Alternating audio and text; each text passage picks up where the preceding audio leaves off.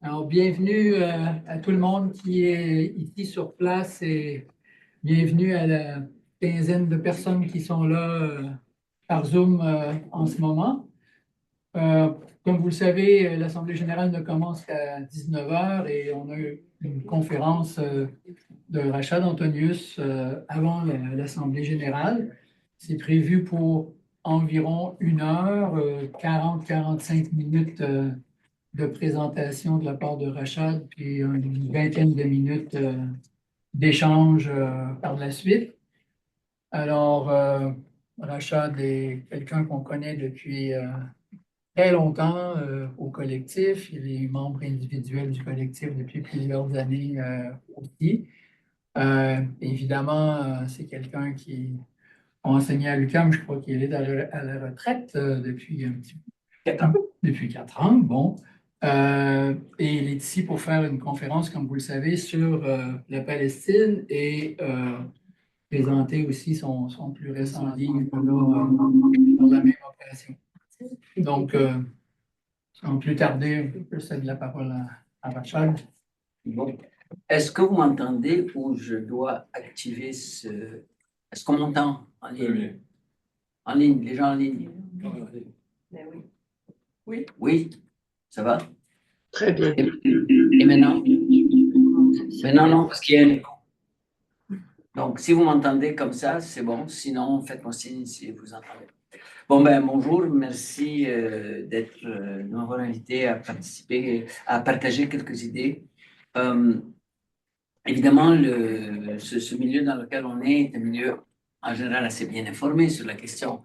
Donc, je ne vais pas refaire un peu ce que je fais d'habitude, mais je vais essayer de focuser sur des questions qui nous intéressent à tous ici en termes de stratégie, d'objectifs politiques dans le travail de solidarité qu'on fait. Donc, attendez, pourquoi je ne peux pas avancer? Bon, alors, une seconde, je m'assure que j'ai bien. Pendant que vous cherchez, Martine, il y a 3 personnes qui viennent d'entrer. Oui, ben c'est ça, là, on est C'est en vous? attente. Il y a moi, entre autres. Alors, il y a le contexte dans lequel on est le suivant. Ce qui me frappe le plus, c'est qu'il y a un récit dominant, un narratif de la situation, qui est faussé, qui renverse les choses, qui renverse le rôle d'agresseur et de victime. Et il y a aussi une déshumanisation, ce que j'appelle une triple déshumanisation, et ces deux choses sont en lien l'une avec l'autre. Et donc, je voudrais aborder la question par le biais du récit et de la déshumanisation. Je vais commencer par dire qu'il y a une triple déshumanisation. Il y a d'abord la déshumanisation des Palestiniens et maintenant des Libanais par Israël, qui tue sans vergogne et dont les porte-paroles justifient ces meurtres et ces massacres. Dans le temps, c'était l'extrême droite associée aux colons. Aujourd'hui, l'extrême droite associée aux colons est dans le gouvernement israélien. 2 ministres sont non seulement des colons, mais ils résident dans les territoires occupés et sont les porteurs d'un discours ouvertement haineux, déshumanisant, où ils disent tout simplement, écoutez, je l'ai vu, il y a plusieurs rabbins qui sont les guides spirituels des colons, qui disent, oui, c'est tout à fait justifié de tuer des bébés palestiniens, et c'est écrit dans la Torah, tel chapitre, quand les Juifs se sont battus contre les Juifs, et parce que ces bébés-là, s'ils vivent, ils vont devenir grands, et ils vont combattre, et ils vont tuer des Juifs. Et donc, tuer des bébés palestiniens maintenant, c'est sauver les vies des Juifs dans le futur. Et ce discours, je n'exagère pas, c'est presque mot à mot ce qui est dit. Les ministres israéliens disent il faut affamer les Palestiniens, absolument.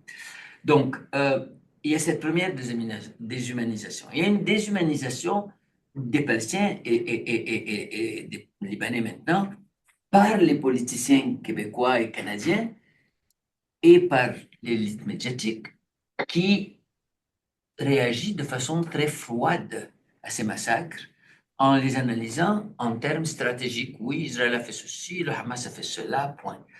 Et je crois que la troisième déshumanisation, c'est celle des personnes elles-mêmes qui déshumanisent les autres. Pour déshumaniser les Palestiniens, il faut soi-même être coupé de ses propres sentiments. Il y a une déshumanisation qui arrive à l'intérieur des gens qui prennent ce type de position, qui déshumanisent. On ne peut pas déshumaniser d'autres êtres humains sans se déshumaniser soi-même.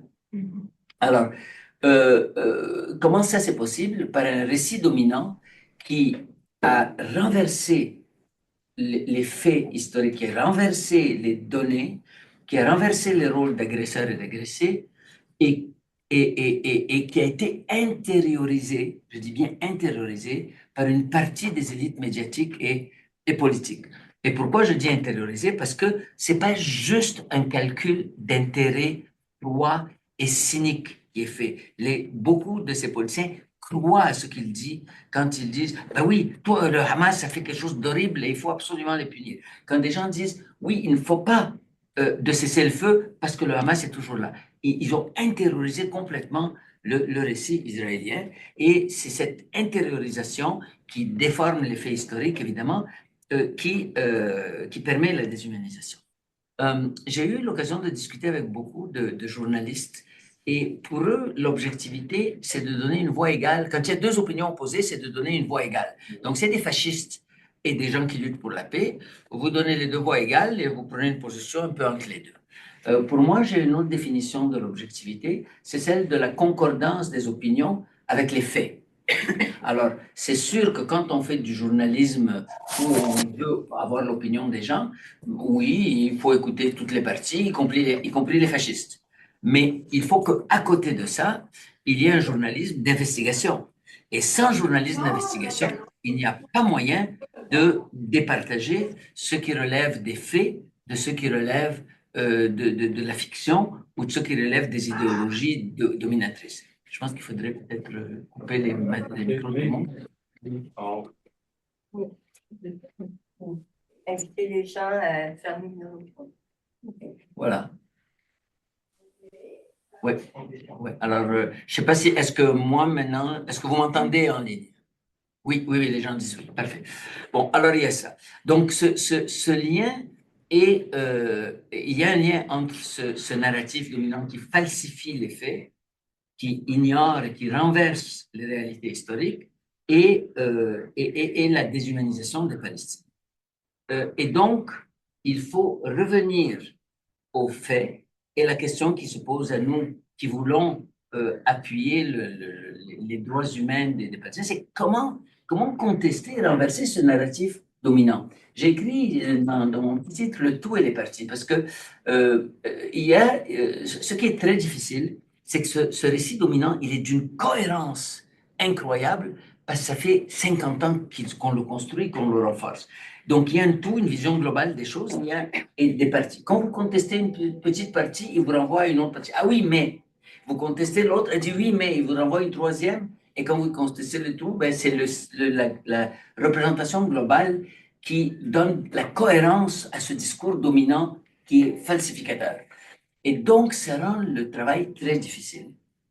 Donc, ma réponse, ça a été d'écrire ce livre que j'ai commencé le 15 décembre de l'année passée, en ramassant des documents, des trucs que j'avais écrits pendant les 20 dernières années. Et puis, la première batch, évidemment, était tout croche parce qu'il y avait des textes pointus, d'autres très généraux. J'ai donc dû retravailler. Je veux au passage remercier Éco-Société qui a fait un travail d'édition extraordinaire, d'interaction, qui ont lu avec beaucoup d'intelligence et de critique aussi. Et le résultat, ça a été ça dont je suis assez satisfait. Donc, pourquoi j'ai écrit ça? D'abord, bon, parce que la représentation du conflit dans l'espace public est faussée. Le rôle d'agresseur et de victime sont inversés. Et on ne peut pas, et ça c'est le point est très important, on ne peut pas comprendre la stratégie israélienne envers Gaza si on ne met pas le conflit dans son contexte historique. Et là-dessus, c'est pas juste mon opinion. Pour ceux qui suivent un peu les choses, je vous invite à aller voir ce qu'en dit John Mearsheimer, qui est un professeur de Harvard, un des piliers de la science politique aux États-Unis, un des 3 ou 4 grands. et qui dit à peu près la même chose. Il a analysé avec une finesse et une force incroyable l'analyse, la stratégie israélienne en disant l'objectif final est de rendre la vie impossible aux Palestiniens à Gaza et maintenant dans plusieurs régions de la Cisjordanie et maintenant aussi dans le sud du Liban. Juste en passant, en Cisjordanie maintenant, les bulldozers israéliens versent du ciment dans les puits d'eau pour empêcher les gens de boire et d'irriguer leurs terres. Ils tirent sur les contenants d'eau potable pour qu'il n'y ait plus d'eau potable et que les gens soient obligés de partir.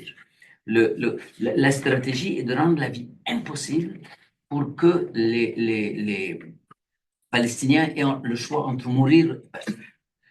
Ils ont commencé à utiliser cette stratégie dans les 10 kilomètres au sud du Liban en mettant des produits toxiques dans la terre pour que les paysans ne puissent plus cultiver la terre, que ce soit impossible de survivre économiquement dans le sud du Liban et donc de partir. Et tout ça, ça ne se comprend que si on met dans l'histoire. Et évidemment, l'histoire n'a pas commencé le 7 octobre. Je pense que je n'ai pas besoin de convaincre personne ici. Et le dernier point, j'en ai déjà parlé. Alors, quel a été mon objectif dans ce livre? Je pense enfin, j'ai eu des réactions assez positives parce que j'ai choisi, et c'est ça que je vais essayer d'expliquer aujourd'hui, de travailler sur un seul point, un seul. La stratégie de prise du contrôle du territoire par le sionisme durant les 100 dernières années. Si on démontre de façon étanche, impeccable, incriticable ce point-là, ben, il y a beaucoup d'autres choses qui en découlent. Et on peut déconstruire le discours à partir de ce point unique, sans entrer. Alors, si j'avais écrit un livre où je parlais, oui, mais les réactions de la résistance des Palestiniens, et les efforts diplomatiques et tout ça, on s'en serait pas sorti parce qu'il y a toujours moyen de dire oui, mais de ce point-là, c'est un point de détail qu'on peut contester. J'ai pris un seul point. Le mouvement sioniste, depuis 100 ans, a décidé de prendre la terre de Palestine et d'en expulser les Palestiniens. Point. C'est aussi bête et aussi simple que ça. Et la conséquence, qui est le nettoyage ethnique, était connue depuis les années 20. Depuis avant même les années 20, 1920. C'était très clair pour le leader du mouvement sioniste que la conséquence inéluctable, c'était l'expulsion des Palestiniens. Et à ce moment, on ne les appelait pas Palestiniens, on les appelait les Arabes de Palestine, et le mot Palestine désignait la région, et les Palestiniens désignaient autant les Arabes de Palestine que les Juifs qui avaient immigré. L'orchestre symphonique de Tel Aviv s'appelait l'orchestre de Palestine, les équipes de soccer qui incluaient des Juifs et des Arabes s'appelaient l'équipe de soccer de Palestine, et ainsi de suite. Donc, je vais me focaliser sur un seul point, et je vais faire une démonstration que je pense être étanche. Quand j'ai présenté le livre à Québec, plusieurs personnes sont venues me dire à côté de ma signature, peux-tu à la fin du livre écrire CQFD? C'est ce qu'on écrivait quand on faisait des démonstrations de géométrie à l'école. Et je pense que je pense que bon, j'ai avancé des choses assez solides là-dessus. Donc, ce que je veux démontrer, c'est que la volonté du mouvement sioniste de faire Memba sur la terre de Palestine était claire depuis le début et que la nécessité de faire un nettoyage ethnique était très claire, celle de faire des massacres était moins claire. Les massacres la logique des massacres est arrivée parce que les Palestiniens ont résisté. Et je le dis souvent, au départ, les sionistes qui venaient n'avaient aucune haine pour les Palestiniens. Ils voulaient la terre. Et si les Palestiniens avaient, jusqu'en 67, jusqu'en 80, jusqu'à Oslo, si les Palestiniens leur avaient dit, OK, on quitte, ils leur ont dit, bravo, on va vous aider, on va vous financer, allez vous installer ailleurs, on va vous aider, on va devenir vos amis, mais ailleurs. L'enjeu était la terre. Et la haine et la déshumanisation des Palestiniens est le résultat de cette volonté parce que les Palestiniens ont résisté à cette entreprise. Donc, je ne vais pas refaire, aujourd'hui on a très peu de temps d'une part, d'autre part, la plupart des gens qui sont ici connaissent les grandes lignes de l'histoire et même certains détails. Je vais insister sur 3 éléments très importants. Sur la différence entre la déclaration Balfour et le mandat britannique. Et je vais parler d'un débat qui a eu lieu à la Chambre des Lords en 1922 qui est extrêmement intéressant pour nous aujourd'hui ici. Ça, c'est le premier point. Ensuite, je vais parler des événements de 1948, parce que un des éléments de la propagande israélienne qui a complètement été intériorisé par les élites médiatiques et politiques, c'est qu'il y a eu un plan de partage, les Arabes ont refusé, ils ont fait la guerre en Palestine, et donc Israël a réagi. Et ce que montre l'historien israélien Ilan Pappé, c'est le contraire.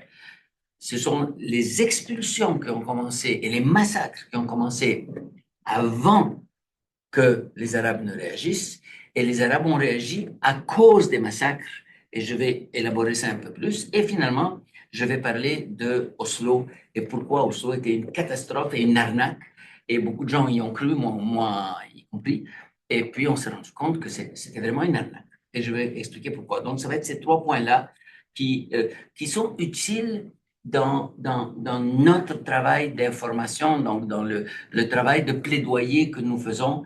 Ces points, d'après moi, sont importants à mettre de l'avant. Donc, première chose à dire, c'est qu'il y a eu une transformation politique et démographique majeure au courant du XXe siècle, que des gens comme Ilan Pappé, historien israélien, qualifient de nettoyage ethnique. Ilan Pappé enseignait, je pense, à Tel Aviv, je ne suis pas sûr si c'est Tel Aviv ou Haïfa, mais finalement, les pressions contre lui ont été telles qu'il a été obligé de quitter l'université, il vivait en Israël, et d'aller s'exiler d'une certaine façon à Exeter, où on lui a offert un job de professeur très prestigieux, évidemment. Et c'est un incontournable. Et il y a plusieurs, en fait, dans mon livre, je m'appuie beaucoup sur les historiens israéliens. Pas parce que les historiens palestiniens ne sont pas aussi crédibles. Rachid Khalidi a fait un travail extraordinaire. Salman Abou Sitte, Salim Tamari et de nombreux autres. Mais moi, je m'adresse à un public de politiciens et de militants aussi. Et je veux leur dire, même les historiens israéliens disent ce que je suis en train de vous dire. Donc, qu'en est-il en 1900? Le territoire s'appelle la Palestine. Il n'y a pas d'État de Palestine, comme il n'y a pas d'État syrien, il n'y a pas d'État irakien, il n'y a pas d'État libanais, il n'y a pas d'État jordanien. Parce que toute la région dépend de l'Empire ottoman et toutes ces régions sont des gouvernorats dans l'Empire ottoman. La terre est à 100% arabe, ce qui n'empêche pas qu'il y ait des minorités qui ne soient pas arabes. Il y a à peu près 6 ou 7% de juifs, et ces 6 ou 7% de juifs, une partie sont des juifs arabes de Palestine, parce qu'il y a des juifs arabes en Irak, en Syrie, en Palestine, au Liban, en Égypte, en Jordanie, la Jordanie n'existait pas, en Tunisie, en Algérie, au Maroc, en Éthiopie et au Yémen. Donc, il y avait des juifs arabes aussi en Palestine et quelques juifs qui étaient là pour des raisons religieuses et quelques-uns qui commençaient déjà à rêver à des solutions d'un État en Palestine. Mais ils étaient très marginalisés et personne ne les prenait au sérieux. Toutes les institutions étaient ottomanes et ces gouvernorats n'étaient pas organisés autour de pays, mais autour de villes et de leurs arrière-pays. Un petit détail technique qu'il est utile de connaître quand on argumente et qu'on se bat avec les opinions opposées, c'est que la terre agricole, jusqu'au milieu du 19e siècle, n'était pas privatisée. Ce n'était pas une terre privée. Elle appartenait nominalement à l'État, donc à l'État ottoman, et factuellement aux collectivités. Donc, chaque village avait ses terres, et à chaque début d'année, si une famille avait cru, pas au sens de croire, mais au sens de croître, on lui donnait plus de terre. Une famille avait perdu des membres, on lui en donnait moins. Il ne manquait pas de terre. Les terres étaient distribuées. Et donc, il n'y avait pas de titre de propriété individuelle. Au milieu du 19e siècle, l'Empire ottoman commence à s'appauvrir à cause de la découverte des routes maritimes vers les Indes. Et donc, la région du Moyen-Orient et de la Turquie cesse d'être un passage central dans la route de la soie. Donc, les taxes, les profits du commerce diminuent, l'État a besoin d'argent. Qu'est-ce qu'il fait? Il privatise les terres. Et ça, c'est important pour comprendre comment l'appropriation s'est faite. Ça veut dire quoi, il privatise les terres? Il dit aux grands bourgeois des villes, payez cette année en avance des taxes que je prélève et la terre vous appartient. Et là, les grands bourgeois achètent des villages entiers. Et les paysans, les agriculteurs n'en savent rien. Ils payaient avant leurs taxes à l'État, et ceux qui les collectaient, c'était les bourgeois pour les envoyer à l'État. Maintenant, c'est les mêmes bourgeois qui les collectent, mais pour les garder pour eux, parce qu'eux, ils ont déjà payé les taxes en avance. Et donc, ça explique un peu, d'abord, si vous le souhaitez, on parlera un peu du nationalisme palestinien, puis quand est-ce qu'il est né, pourquoi et tout, mais ça explique un peu la lenteur à réagir de façon organisée, collective et politique des habitants de cette région du monde devant l'entreprise sioniste. Parce qu'eux, ils estimaient que, bon, ils étaient là, puis j'étais là depuis longtemps, ils vont rester là depuis longtemps. Les envahisseurs changeaient, puis on payait les taxes à l'un, puis des fois à l'autre, mais personne ne songeait à prendre leur terre. C'est d'ailleurs l'argument qu'avance Shlomo Sand, un historien israélien, pour expliquer qu'en l'an 70, lors de la destruction du Temple, il y a 2000 ans, il n'y a pas eu de dispersion des Juifs de Palestine, parce que l'Empire ottoman a exilé uniquement le leadership. Ils avaient besoin que les paysans restent sur la terre et continuent à produire, parce que tirer la richesse de ça. Et donc, il arrive à la conclusion, et d'ailleurs même Jabotinsky, qui est un des penseurs radicaux et du mouvement sioniste, disait, ben oui, il est très probable que les Palestiniens aujourd'hui sont des descendants des Juifs d'il y a 2000 ans. Et parce qu'on ne les a pas chassés. Je ne sais jamais les paysans. Et donc, ce qui s'est passé par la suite, ça c'est pour dire que les paysans ne comprenaient pas qu'on en veuille à la terre. Ils avaient l'idée qu'on en veut à leurs taxes, mais jamais à leur terre. Alors, donc, c'est ça qu'on est en 1900. Près de 100 ans plus tard, on a une société qui est majoritairement juive dans les 78% de la Palestine, et ces 78% de la Palestine sont considérés de facto le territoire israélien légal. Je dis bien de facto, parce que de jure, c'est la frontière proposée par la résolution 181. Je parlais brièvement de ça, mais à toute fin pratique, personne ne redit à Israël retourner à la frontière de la résolution 181 de 1947 du plan de partage. Donc, la question c'est comment est-ce qu'on en est rendu là? Et je ne vais pas faire l'histoire au complète, compte tenu du temps et compte tenu du fait que beaucoup d'entre vous connaissent déjà cette histoire. Je vais insister sur 2 ou 3 aspects qui sont un peu moins connus. Bon, vous avez vu ces cartes-là, je n'ai pas besoin de les expliquer. Alors, oups, je vais aller le texte. Ah, je sais ce que j'ai converti la PowerPoint en un format. C'est pas très grave. En fait, vous voyez, il y a 3 moments structurants.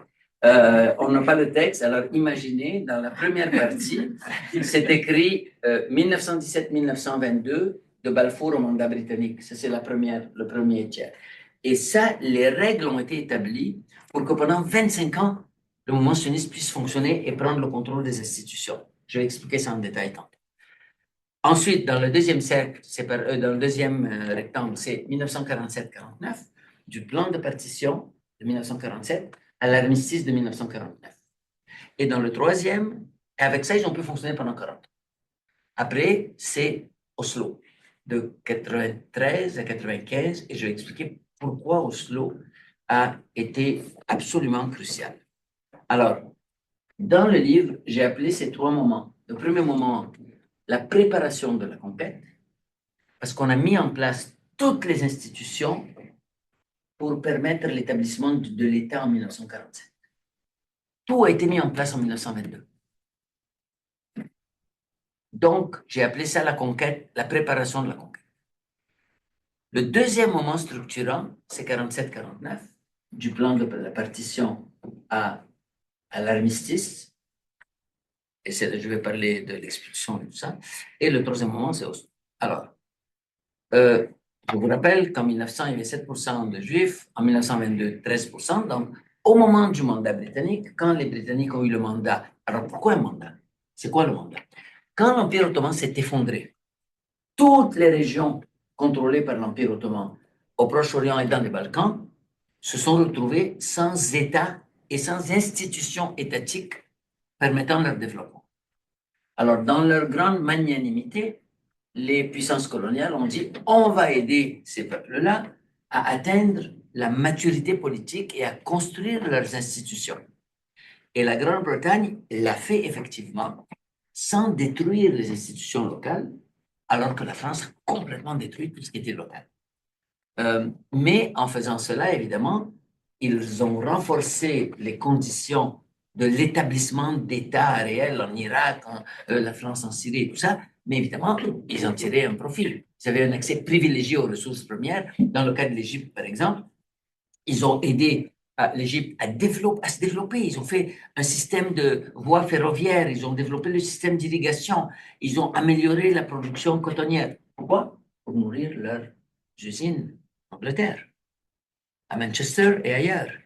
Donc, ce n'était pas altruiste, c'était un calcul, mais un calcul basé sur une stratégie qui dit il faut que ces États et que ces sociétés se développent et un État, on va les aider à développer des parlements. Ils ont fait un parlement, il y a eu une période libérale en Égypte de 1923 à 1952 qui a été assez extraordinaire en termes de liberté, en termes de respect du droit et ainsi de suite. Bien sûr, c'était les grands propriétaires terriens qui contrôlaient tout. Donc, c'est pour ça qu'il y a eu une révolution. Mais il y a eu une période où l'Égypte s'est développée à cause de ces institutions.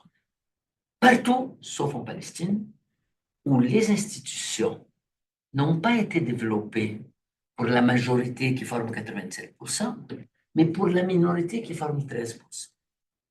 Et ça a été consigné dans un document ayant une valeur légale universelle, internationale, je devrais dire, qui est le mandat britannique. Alors, juste très rapidement sur la déclaration Balfour. Remarquez très vite, elle promet un État juif dans Palestine, et les droits politiques des Juifs sont affirmés 2 fois. On va leur faire un foyer national, c'est un enjeu proprement politique, et ils vont conserver leur statut politique et tous les droits dans tous les autres pays d'où ils viennent. Donc 2 fois, on affirme les droits politiques des Juifs. Les Arabes de Palestine ne sont même pas nommés. Ils sont désignés par ce qu'ils ne sont pas par ce qu'ils sont. Les collectivités non juives existant en Palestine. Alors que c'est la société arabe de Palestine qui est majoritaire qui est là. Donc, c'est les collectivités non juives qui existent. Et on leur reconnaît des droits civiques et religieux, mais pas des droits politiques. Et ça, déjà, Balfour est une injustice coloniale majeure. Mais Balfour n'a pas de dents, ça ne mord pas. Donc, le mandat britannique. Que dit le mandat? Le mandataire assumera la responsabilité d'instituer dans le pays un état de choses politiques, administratives et économiques de nature à assurer l'établissement du foyer national pour le peuple juif et assurer également le développement d'institutions de libre gouvernement. Libre pour qui? Pour le mouvement sioniste, pour les 13% d'immigrants. C'était 13% d'immigrants européens qui venaient s'installer là. Donc, on leur met des institutions et tous les détails du mandat disent que le mandataire, donc le mandataire, donc la Grande-Bretagne, va officiellement s'associer et consulter les institutions de l'agence juive pour tout ce qui concerne le développement du territoire. Le réseau électrique, l'eau, la municipalité, les égouts, les écoles. Et les 87% des Palestiniens sont absents. Donc, ça, c'est la première chose qu'il faut. Et c'est ça qui a permis aux mouvements sionistes, pendant 25 ans, de mettre en place tout ce qu'il faut, y compris des milices armées, pour pouvoir déclarer l'État en 1947. Je ne vais pas parler des révoltes palestiniennes ni des résistances. Je n'en parle pas dans le livre parce que Tout cela, c'est secondaire. Je veux d'abord démontrer, secondaire dans cette stratégie de plaidoyer que je développe, c'est que il faut absolument démontrer que cette dimension était claire. Les sionistes savaient très bien que la Palestine n'était pas une terre sainte. Ils avaient envoyé une délégation de rabbins parce qu'ils essayaient de convaincre les communautés juives du sionisme. Le sionisme était minoritaire partout, y compris en Europe. Il était minoritaire. Michel Sibony, qui a donné une conférence hier à Alternative et qui est à Montréal, a écrit un livre qui s'appelle Antisionisme, une histoire juive. C'est le titre du livre. Il y a une trentaine d'articles là-dedans, écrits par des juifs, qui montrent que l'antisionisme, l'opposition au sionisme est très ancrée dans la religion juive par les religieux juifs qui ont opposé une éthique du judaïsme à une politique du sionisme et par les laïcs qui ont opposé une vision de la citoyenneté et des droits humains à la politique sioniste. Donc, l'antisionisme. Alors, une des délégations qui avait été envoyée en Palestine au début des années 1900 avait dit quelque chose que j'ai fini par enlever du livre parce qu'on m'a dit c'est trop sexiste. Ils avaient écrit une lettre aux gens qui les avaient envoyés. La fiancée est très belle, mais elle est déjà mariée. Un autre homme. Et ils voulaient dire que la terre de Palestine nous convient tout à fait. Il y a déjà un peuple là-dedans. Et ils ont utilisé donc cette image d'une femme qui était déjà mariée. Donc, elle est fiancée, mais elle est déjà mariée. Donc, ils savaient très bien. Et même les théoriciens de l'extrême droite sioniste comme Jabotinsky avaient dit, mais c'est évident qu'il y a des Palestiniens, c'est évident qu'ils vont s'opposer à nous. Connaissez-vous une seule situation de colonisation dans le monde où les peuples autochtones ont accueilli à bras ouverts leurs dominateurs et les colonisateurs? Jamais. Ils vont se battre. Et donc, nous devons, nous, faire un mur de fer pour les exclure. Ça, c'était très clair depuis le début. Pour Ben Gurion et pour les gens qu'on considère comme plus civilisés, c'était très clair aussi. Il disait, ben, c'est clair, c'est pas un État, c'est pas un foyer national, on veut c'est un État. Et dès qu'on va être assez fort, toute cette question de partage, là, on va l'oublier, on va prendre tout le territoire. Il faut qu'on soit d'abord assez fort. Acceptons le partage. Une chèvre à la fois, un dunum à la fois, on va finir par avoir tout le territoire. Quand on tient compte de ça, on comprend beaucoup mieux la stratégie israélienne aujourd'hui à Gaza et en Cisjordanie. Bon, alors, juste, le mandat est plein de trucs comme ça, mais je vais insister sur une seule chose. Il y avait la Chambre des Lords. Vous savez, la Grande-Bretagne, pour vaincre la Turquie, a dû s'allier en partie avec les Arabes de la péninsule arabe. Tout le monde a vu le film Laurence d'Arabie. Et Laurence d'Arabie, on ne sait pas trop s'il a cru vraiment à la cause et il était sincère ou c'était un manipulateur d'un cynisme incroyable. Difficile de trancher. Mais c'est sûr qu'il a pris des positions où il encourageait la Grande-Bretagne à appuyer l'établissement d'un État arabe. Une partie de l'élite politique britannique voyait que c'est dans son intérêt de s'allier avec les Arabes plutôt qu'avec les Juifs. Il n'y avait pas dans ça uniquement de l'altruisme, un calcul d'intérêt, mais il y avait aussi une partie des gens qui s'étaient arabisés, même certains des voyageurs britanniques s'étaient islamisés, ils découvraient, ils traduisaient, ils étaient en admiration devant la culture arabe. Il y avait eu cette double attitude ambivalente d'amour d'admiration envers la culture traditionnelle arabo-islamique et de manipulation cynique en tant que puissance coloniale. Tout ceci pour expliquer pourquoi, dans la Chambre des Lords, qui est l'équivalent du Sénat, une partie des Lords, dans Lord Islington, refuse le mandat britannique. Et il passe une résolution, il propose une résolution, que le mandat pour la Palestine, dans sa forme actuelle, est inacceptable pour cette Chambre, parce qu'il viole directement les engagements pris envers les Arabes. Et il y a un débat de 3 heures qui s'ensuit, où cette résolution est adoptée par la majorité dans la Chambre des Lords. Et il rejette le mandat britannique. Mais les décisions de la haute chambre, de la Chambre haute, n'étaient pas contraignantes pour le Parlement. Alors, Balfour, 2 semaines plus tard, fait adopter le mandat par le Parlement britannique. Ce qui est intéressant dans ça, d'abord, c'est que ça reflète qu'on voyait qu'est-ce qui se passe, mais aussi dans la lecture du débat est succulente. Vous lisez ça, c'est une catastrophe évidemment parce qu'on voit qu'est-ce qui se passe, mais il y a un plaisir intellectuel parce que ce qu'ils décrivent qui se passait avant même l'adoption du mandat, les Britanniques avaient commencé à mettre en place tout ça, avant même que ce soit légal, c'est ce qui s'est passé dans les années 70 dans Cisjordanie. Prise de contrôle de tout, des territoires, des routes, des infrastructures. Et je pourrais, si on avait 2 heures, je vous donnerais plein d'exemples dans ce sens. Donc, je vais aller assez rapidement.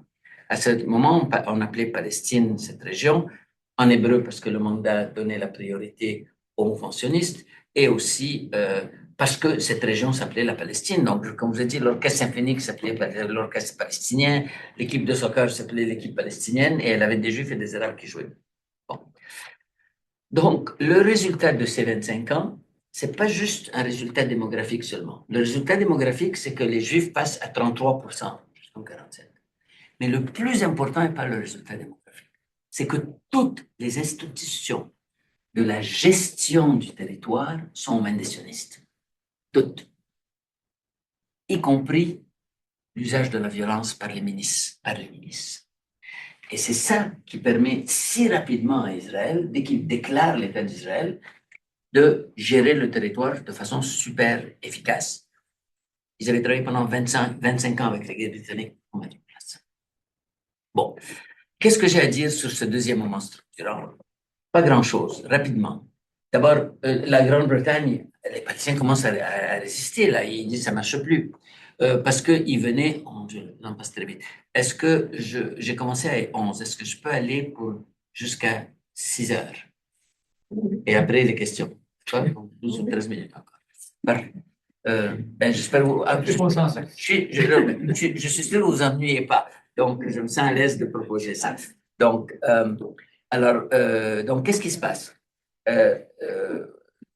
Les Britanniques disent les Palestiniens commencent à résister, on n'est plus capable, on va aller à l'ONU, que l'ONU tranche. Bon. L'ONU en 1947 dit OK, on va faire une commission préparatoire pour voir un peu c'est quoi les options.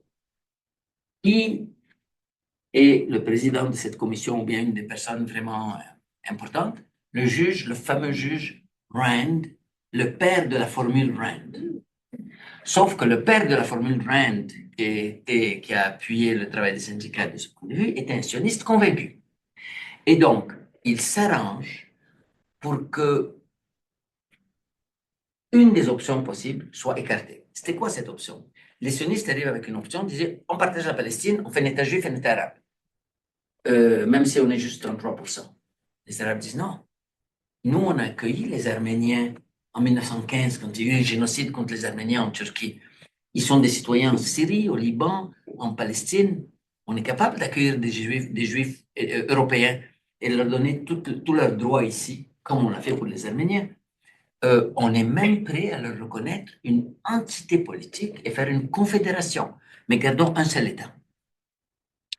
Et le juge Rand manipule, tord le bras des pays dans la commission préparatoire pour que cette deuxième option ne soit pas présentée à l'Assemblée générale de l'ONU et que seule la présentation, la solution sioniste du partage soit présentée.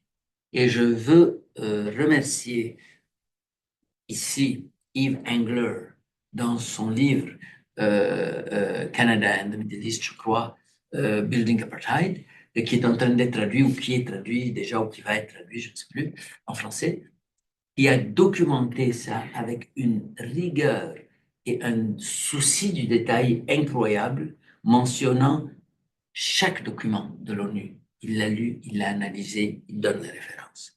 Donc, je veux juste reconnaître l'importance de son travail pour ce que moi j'ai fait ici.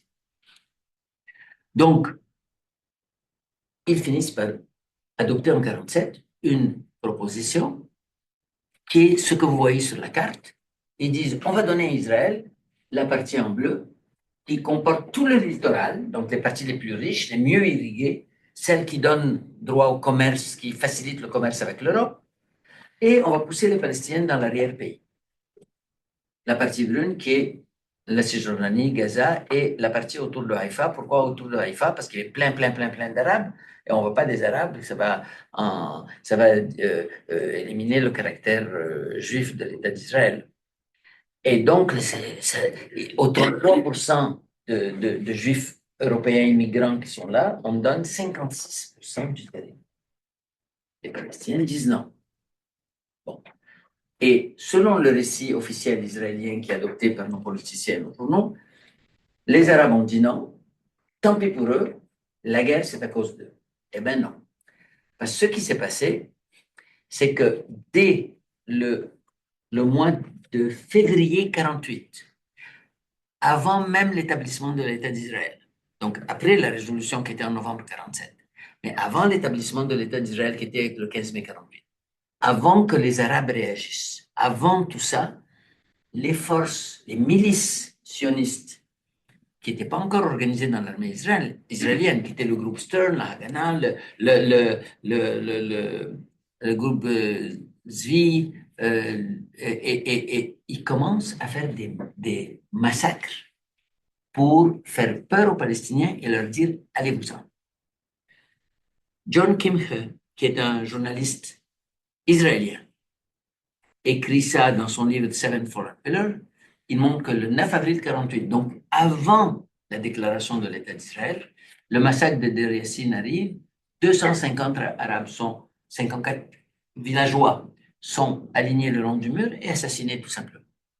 Et ce que Kimche dit, c'est que ce village en particulier collaborait très bien avec les forces sionistes, il ne les menaçait pas, il les aidait à s'installer, ils reconnaissaient le rapport de force, du bon, ben, on va les accepter, puis ça va devenir des voisins, et ainsi de suite. Et c'est quand même eux qu'on a tués, et on a couru dans les autres villages en disant, allez-vous-en, sinon il va vous arriver ce qui est arrivé à Deir Yassin. Entre février 48 et le 15 avril 48, la déclaration de l'État d'Israël, il n'y avait aucune armée arabe qui avait pénétré encore. 250 000 Palestiniens avaient été chassés de leur foyer et s'étaient réfugiés dans les capitales arabes avoisinantes. Donc, c'est une première Nakba. Pas encore, c'était le début de la Nakba. Parce que les 250 000, c'était à peu près peut-être le quart de la population. Alors, les proportions, vous allez voir des proportions différentes parce que ça dépend si on compte Israël proprement dit ou bien le territoire palestinien. Donc, j'ai oublié le nombre total de Palestiniens dans cette région, mais on va reparler des statistiques.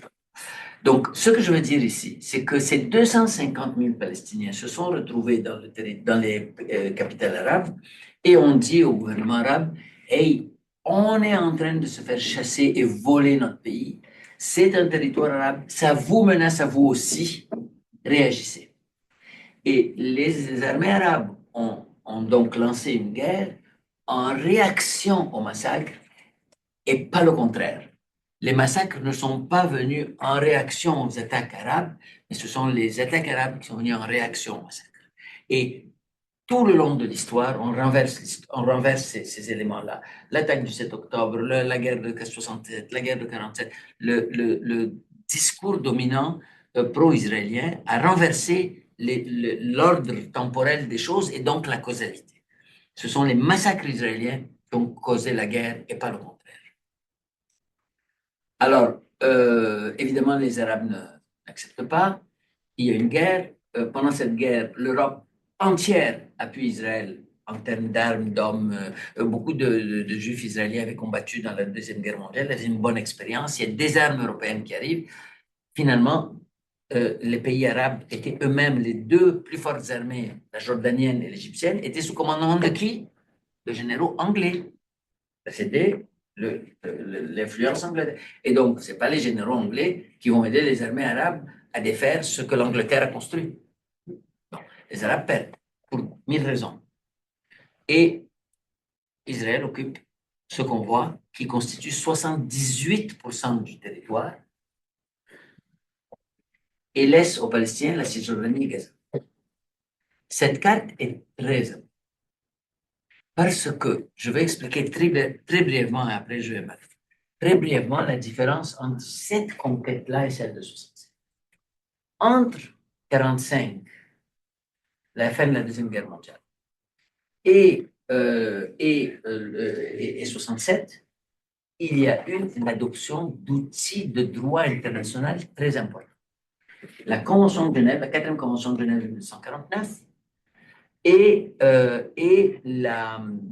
une consolidation d'un principe qui était déjà présent, qui est l'inadmissibilité de l'acquisition de territoire par la force militaire. Ces deux principes font qu'Israël ne pouvait pas annexer la Cisjordanie et Gaza. Et que si elle l'avait fait, alors attendez, en 47, il n'était pas question, mais en 67, quand ils ont occupé, quand il y a eu une deuxième guerre qu'ils ont occupé Cisjordanie et Gaza, ils n'ont pas pu annexer. Pourquoi? À cause de la 4e Convention de Genève et à cause du principe de l'inadmissibilité de l'acquisition de territoire par la guerre. Et ce sont ces deux principes qui expliquent qu'aujourd'hui, le gouvernement du Canada, de même que le gouvernement américain, ne reconnaissent pas que Jérusalem, ils ne reconnaissent pas l'annexion de Jérusalem par Israël. Ils ne reconnaissent pas l'annexion si Israël voulait annexer la Cisjordanie, ils ne le reconnaîtraient pas. Ils ne reconnaissent pas que les colonies de peuplement sont illégales. Sur le site du gouvernement du Canada, c'est écrit noir sur blanc. Les colonies de peuplement sont illégales, elles contredisent la 4e Convention de Genève, elles sont contraires à la paix. L'annexion de Jérusalem est illégale, l'annexion du Golan est illégale. Tout ça, c'est les positions officielles du gouvernement. Et il y a un double discours gouvernemental canadien. Il y a ce qu'il y a sur le site web et il y a ce que Mme Mélanie Joly dit et ce que Trudeau dit. Est-ce qu'ils font aussi? Pardon? Est-ce qu'ils font aussi? Est-ce qu'ils font? Bien sûr, bien sûr. Donc, je voulais insister là-dessus. Je veux juste rapidement, parce que le temps passe vite, donc expliquer que de 67 jusqu'à 1993, la situation était différente. Israël ne pouvait pas annexer les territoires parce que personne n'aurait reconnu, mais ne voulait pas les laisser aller. Quand ils ont occupé en 67, Menachem Begin, qui était pas encore Premier ministre, mais qui est devenu après, disait, ben, il y a une solution très simple. Annexons la terre, mais pas le peuple. Ça veut dire quoi ça? On ne va pas reconnaître officiellement qu'on annexe le territoire, mais on va se comporter comme s'il nous appartient. On va installer des colonies de peuplement, on va faire des routes, on va priver les Palestiniens de la gestion de leurs affaires, mais on ne va pas les reconnaître comme citoyens. On va juste annexer la terre, pas le peuple. Mais ça n'a pas marché. La stratégie d'Oslo, alors dans le livre, j'explique pourquoi la stratégie d'Oslo, parce qu'il y a beaucoup de choses qu'on peut expliquer aussi, mais là, le temps court trop vite. Alors, je vais juste dire, la stratégie d'Oslo est la suivante. J'ai appelé cette section dans le livre la conquête sous couvert de processus de paix.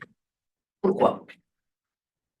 On a reconnu qu'il faut un processus de paix. On a reconnu qu'on a besoin d'une solution à 2 États. Et sous prétexte de ça, je vais revenir à ça 2 secondes, je vais vous montrer une carte.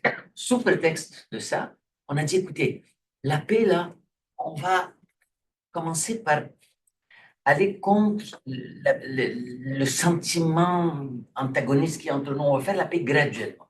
Vous allez prendre toutes les parties en brune, ça va être vous qui les gérez, entièrement, les Palestiniens. La partie en brun clair, c'est vous et nous ensemble.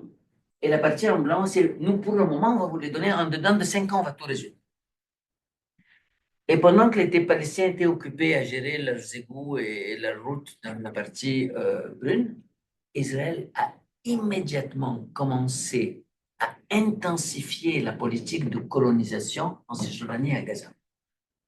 Le jour où Rabin et Arafat serraient la main sur la Maison Blanche, le jour même, Ehud Barak, les travaillistes, pas l'extrême droite, les travaillistes, relançaient la construction de colonies de peuplement pour les Juifs.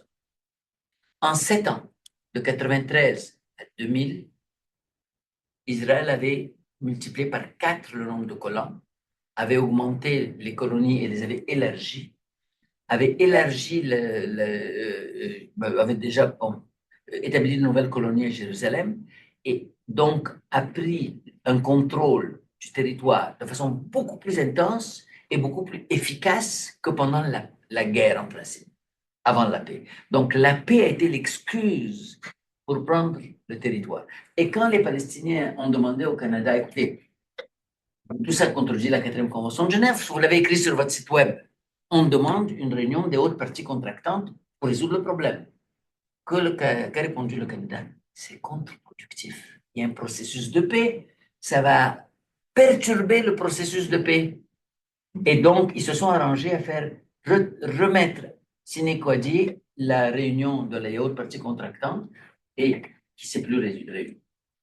Donc, colonisation sous prétexte de paix. Écoutez, j'ai parlé plus que je ne voulais. C'est ces 3 moments-là que je voulais expliquer. Ah oui, j'avais dit 3 minutes, s'il vous plaît. J'adore me quitter par mais alors, non, que disent les accords d'Oslo? Parce que moi, j'ai écrit à Oslo, comme beaucoup de gens. Vous savez, à Gaza, quand les accords d'Oslo ont été adoptés, j'ai encore les images des enfants palestiniens qui mettaient des fleurs dans le canon des fusils de l'armée d'occupation. La popularité du Hamas est tombée à presque 0. Tout le monde y croyait. Mais après, quand on lit de près, qu'est-ce qu'on voit? L'objectif des négociations israélo-palestiniennes est d'instaurer une autorité palestinienne d'autogouvernement par intérim, le Conseil élu, pour le peuple palestinien sur la rive occidentale et dans la bande de Gaza. Alors, c'est quoi la fonction de mentionner ces 2 territoires? C'est pas de dire qu'il y aurait un État là, c'est de dire l'autorité palestinienne parle au nom de ces Palestiniens qui vivent là, mais pas de ceux qui sont à l'extérieur, pas des réfugiés, pas des autres, juste cela. Il n'est pas question de territoire, il n'est pas question d'État palestinien. Le mot palestinien n'apparaît nulle part dans les accords, ni même dans les correspondances préliminaires. Le mot État palestinien n'apparaît nulle part, c'est le mot État palestinien. Le mot palestinien apparaît. Mais le mot État palestinien n'apparaît nulle part dans les accords, ni même dans les correspondances préliminaires, ni même comme objectif lointain. Tout ce qu'on dit, c'est solution à 2 États. Mais sur quel territoire? Silence. Et c'est ça qui a permis à Israël d'intensifier la colonisation. Donc, les accords d'Oslo, c'est une arnaque. Et ils disent la solution va être sur la base de la résolution 242. Que dit la résolution 242? La seule référence aux Palestiniens dans la résolution 242, c'est ce mot-là ici que vous voyez autour de ma flèche, le mot réfugié. Réaliser un juste règlement du problème des réfugiés. C'est la seule place où on parle des Palestiniens. Tout le reste, c'est de faire la paix entre les États existants dans la région et reconnaître leur autorité sur les pays, la région qu'ils contrôlent et garantir leur sécurité. Comme la sécurité de l'Égypte et de la Syrie n'est pas mise en cause, c'est vraiment la sécurité d'Israël qui est visée par ces accords. Les droits des Palestiniens ne sont pas mentionnés. Or, c'est sur la résolution 242, c'est bien indiqué ici, vous voyez, que sont bâtis les accords d'Oslo. Voilà, ce sont ces 3 points-là que je voulais dire. L'enjeu actuel maintenant pour les Palestiniens depuis 30 ans, depuis Oslo, c'est de dire on va faire un État sur les 22% qui nous restent. Et la stratégie israélienne, c'est de s'assurer qu'on va grignoter autant qu'on peut des 22%. Pour le moment, dans une prochaine guerre, on va en prendre plus. Et écoutez, ce n'est pas juste mon opinion, écoutez John Mearsheimer, ce grand politologue de Harvard, il dit exactement ça. La seule façon de comprendre la stratégie israélienne maintenant, c'est d'annexer des bouts de Gaza, de rendre la vie impossible pour les Palestiniens et de leur donner le choix. Vous partez ou vous mourrez. Donc, vous êtes mieux de partir, on a besoin du territoire. Merci. Merci, Richard. On peut peut-être prendre 10-15 minutes de notre pause pour poser quelques questions ou faire des commentaires sur la présentation que Rachel vient de nous faire. Je ne sais pas s'il y en a qui veulent y aller. Pour briser la glace, Rachel, Oui. tu as mentionné qu'il y a eu deux propositions, dont l'une a été écartée par le juge Ryan, Oui, qui était Right. la proposition d'un État avec existence politique des Juifs. Mhm. Qui portait quel courant ou quelle figure portait cette proposition? Ça a été les États arabes. Est-ce que je me suis déconnecté? Est-ce que vous m'entendez? Oui, oui, on m'entend. Bon, parfait. Alors, c'était surtout des États arabes, je ne sais pas lesquels exactement, mais c'était une coalition d'États arabes avec des notables palestiniens qui jouaient un rôle parce que depuis les années 1920, les notables palestiniens avaient commencé à s'organiser politiquement, ils faisaient des représentations, ils allaient à Londres négocier. Tout comme Arafat, ils ont cru à la bonne foi des pays occidentaux. Et ils discutaient en disant, mais écoutez, le droit dit ceci, voilà, on veut cela. Donc, ils prenaient au sérieux, ils n'ont pas pensé à faire une opposition militaire. Et l'opposition militaire s'est faite en dehors du leadership traditionnel des Palestiniens entre 36 et 39. Donc, c'était les notables palestiniens, essentiellement, avec l'appui de certains pays arabes. Mais je n'ai pas plus de détails. Parce que j'ai lu quelque part, mais je me souviens plus si je le trouve, je te l'enverrai par courriel, mais il me semble qu'il y avait aussi un courant juif qui prônait un peu cet État binational dès le départ. Oui, il y a eu, mais j'ai pas beaucoup de détails là-dessus. Il y a eu une partie des sionistes. Alors, le sionisme, justement, n'est pas homogène. Il y a eu des sionistes qui ont choisi, qui ont opté pour un sionisme spirituel, où ils disaient, oui, nous croyons à une identité juive, mais pas ne se traduit pas par un État. Et nous voulons faire la paix avec les Palestiniens. Donc, ce courant existait, mais il était devenu minoritaire dans l'Organisation sioniste mondiale. Il était majoritaire dans les pays, parmi les Juifs des pays arabes. Il était majoritaire dans certaines communautés juives, mais en fait, il était majoritaire, je crois, jusqu'au génocide des Juifs durant la Deuxième Guerre mondiale. Avec le génocide, beaucoup de gens ont reculé. Et un autre petit détail dans le même sens, les puissances occidentales, c'est pas juste par altruisme ou par adhésion totale au sionisme qu'elles ont fait ça.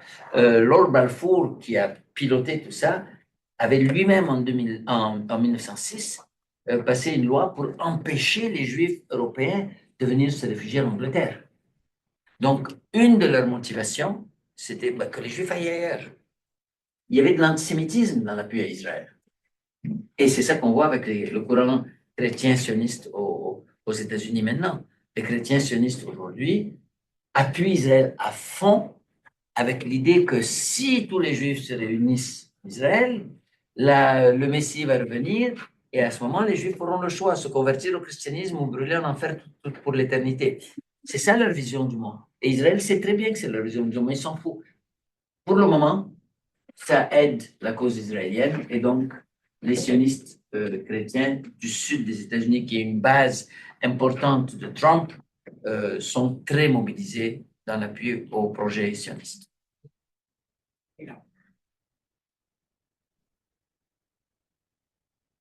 Rachad?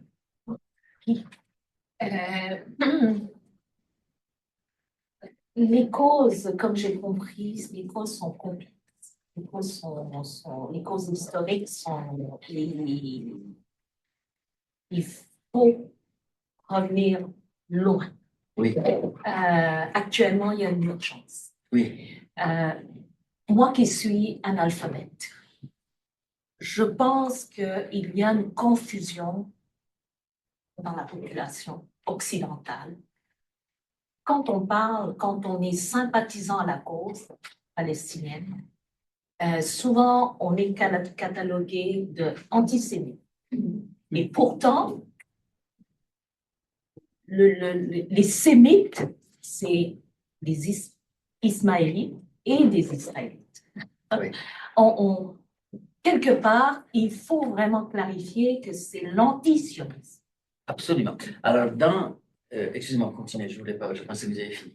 Deuxièmement, le terme terroriste est utilisé exclusivement aux Palestiniens, au Hamas, Tout à fait. Alors, et pas aux deux ministres du chaos.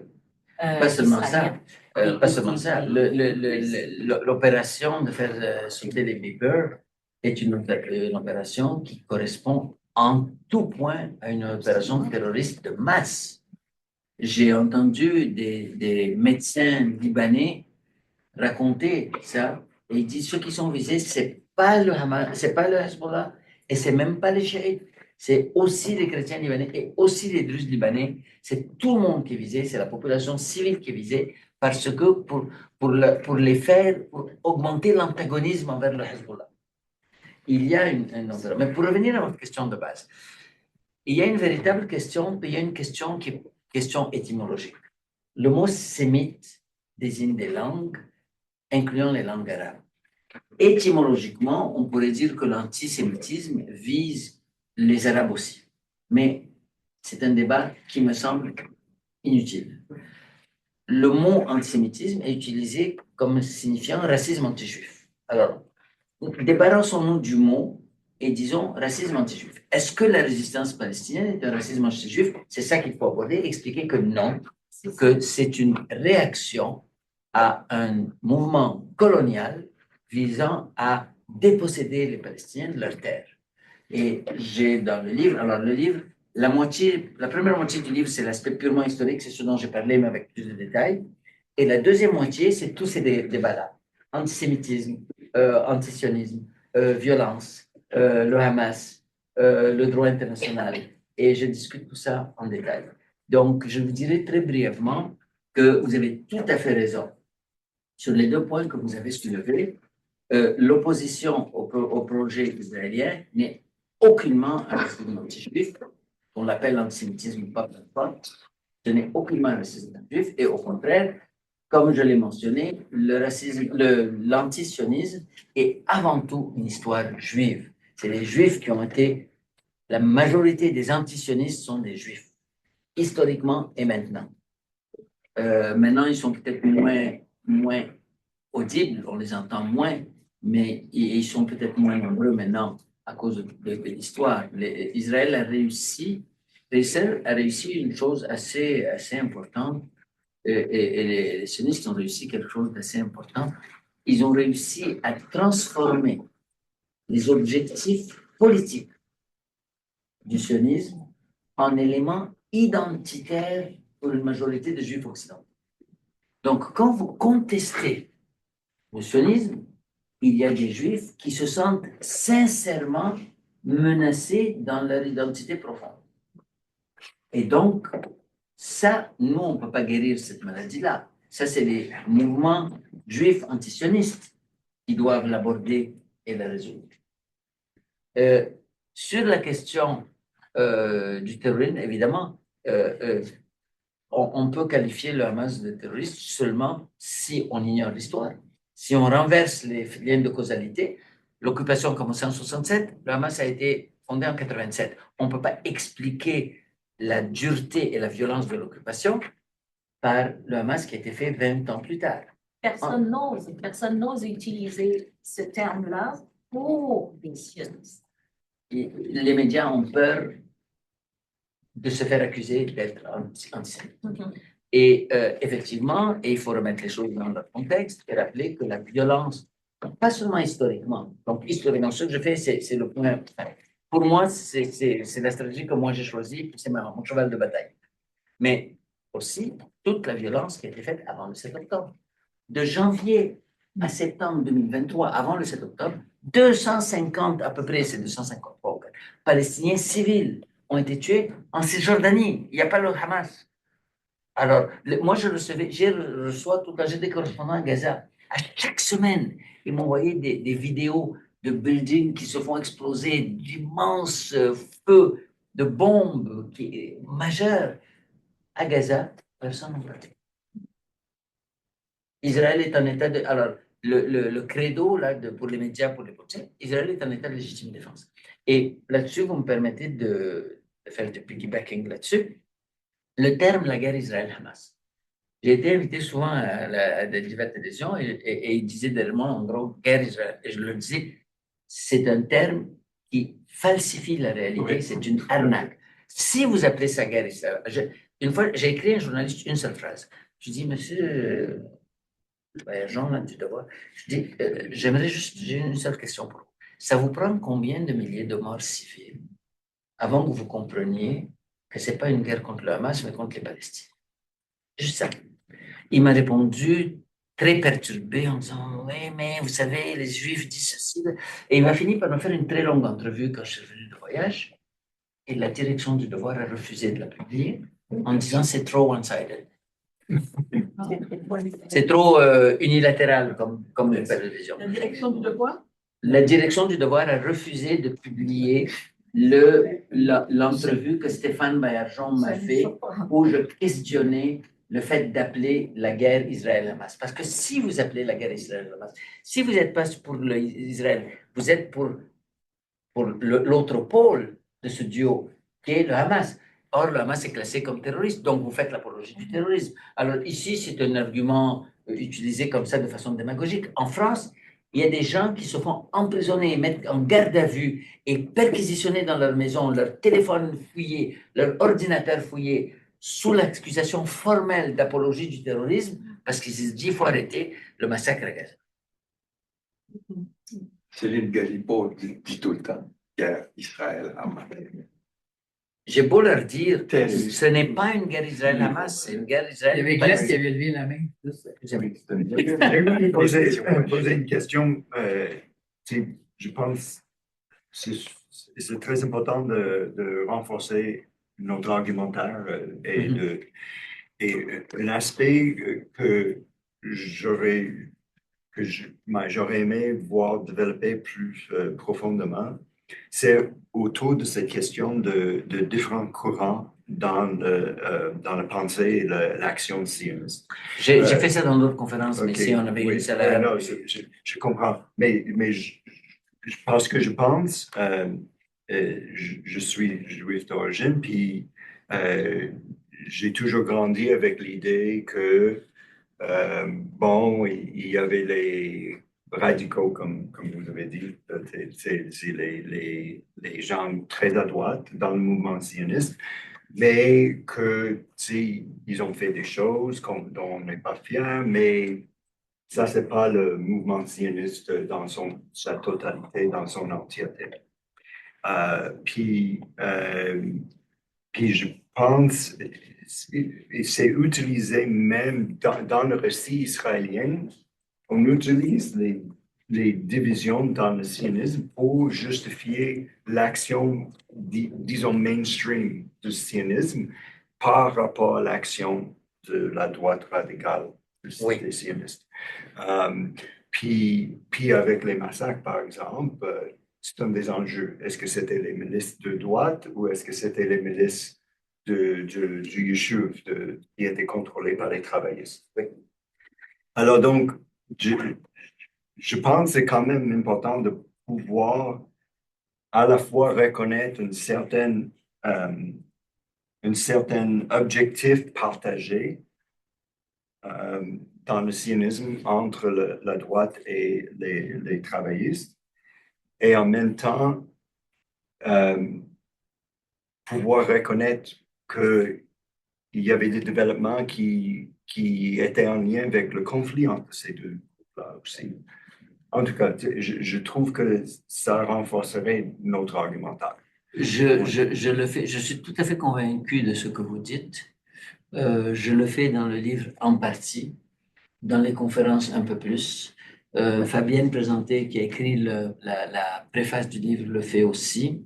Le livre de Daniel Siboni, que j'ai découvert récemment, est très intéressant de ce point de vue, où elle dit, qui a pour titre Le sionisme, une histoire juive, qui vient de paraître. Le livre de Yaakov Rapkin, qui est déjà date de quelques années, que vous connaissez sans doute, qui est professeur à l'Université de Montréal, qui a pour titre Histoire de l'opposition juive au sionisme, est très intéressant là-dessus. Moi-même, j'ai eu quelques débats avec Fabienne, justement, parce que j'insistais, j'ai mis quelques paragraphes sur le sionisme un peu plutôt religieux, c'est-à-dire qui cherchait à fonder une spiritualité fondée sur la religion juive et qui opposait les valeurs éthiques du judaïsme aux valeurs politiques du sionisme. Et donc, j'en dis quelques mots. Je suis très conscient, ce que vous dites est très important. Et il y a lieu de voir comment cette opposition a été comme instrumentalisée un peu par le courant israélien, par le gouvernement israélien. Il est 6h21, puis on a l'Assemblée générale qui commence à 7h. Alors, peut-être que je vous inviterai à prendre une pause, mais rien n'empêche. Oui, bon, je veux juste faire une annonce pour Oui. les gens qui voudraient creuser ces choses-là. Avec l'UPOP, l'Université populaire, si vous cherchez sur le site web UPOP, vous allez les trouver. Il y a une série de 4 conférences qui commencent tous les mercredis à la librairie La Librairie sur Ontario. La première va être une table ronde avec moi, Fabienne Présenté et Zahia El-Masri, la palestinienne. Et ensuite, mercredi d'après, c'est moi, ensuite Fabienne, ensuite Zahia. On va aller au fond de ces questions-là à l'invitation de l'UPOP.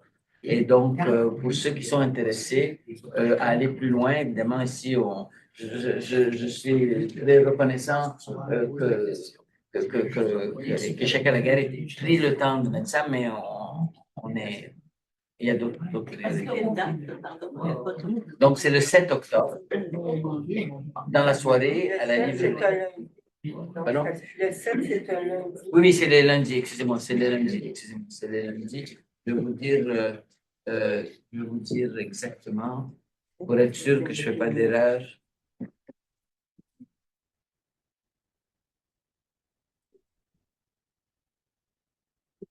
Oui, c'est donc c'est le lundi 7 que ça commence. Ensuite, excusez-moi, donc c'est pas le mercredi, c'est le lundi 7, lundi 14, lundi 21 et lundi 28, toujours à la librairie, qui est une bibliothèque sur la rue Ontario, et c'est à 18h, je crois. Je suis plus sûr c'est 18h, 18h30. J'ai noté 18h pour moi parce que je suis tôt, mais c'est peut-être à 18h30. Mais vous pouvez vérifier sur le site de l'UPOP. Bon, juste pour dire qu'il y a de la nourriture là-bas pour tous ceux qui auraient le goût de casser la croûte un peu puis relaxer avant 7h parce qu'on va quand même essayer de commencer assez pile à 7h l'Assemblée générale. Et on peut continuer à jaser avec Rachad informellement pendant ce temps-là. Il y a Pierre Jasmin qui a un diaporama un peu sur l'histoire de la lutte sur le désarmement nucléaire. Aujourd'hui, c'est la journée mondiale pour le désarmement total nucléaire des Nations unies. Donc, il va connecter ses diapos sur un ordi, puis ça va tourner tranquillement. S'il y en a qui veulent jeter un œil à ces diapositives-là, c'est aujourd'hui cette journée internationale-là pour l'élimination totale des armes nucléaires. Je peux peut-être faire une autre petite annonce, qui est que on a des objets de promotion qui ont pour but de faire un petit peu d'argent, mais surtout de faire connaître ce collectif. Si tu portes un T-shirt qui dit bon, collectif Check à la guerre pour la paix, etc., ça permet de donner de la visibilité à tous ceux qui s'opposent à la guerre. Alors, je ne fais pas de pression sur quiconque, mais je veux juste vous dire qu'il y en a quelques-uns ici, si jamais ça vous intéresse. Il y a un sac et des T-shirts.